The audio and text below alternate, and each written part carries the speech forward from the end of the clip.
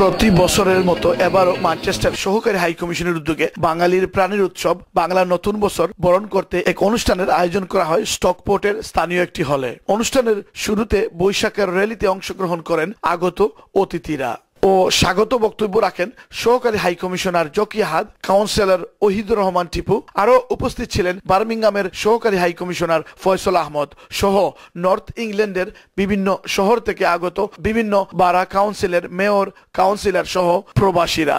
অনুষ্ঠানের অন্যতম আকর্ষণ বিভিন্ন ধরনের বাঙালি খাবার, পিঠা, পায়েস, চটপটি, ঝালমুড়ি। উপস্থিত সবাই প্রাণ ভরে উপভোগ করেন। গত বছরের ন্যায় এবারও বিপুল সংখ্যক প্রবাসী উপস্থিত থাকায় হলে জায়গা সংকুলান না হওয়ায় ভবিষ্যতে বড় পরিসরে আয়োজনের দাবি জানান প্রবাসীরা।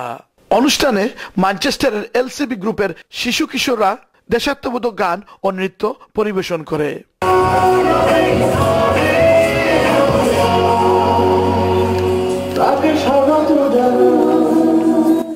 Syed Sadek Ahmed, Bangla TV news, Manchester.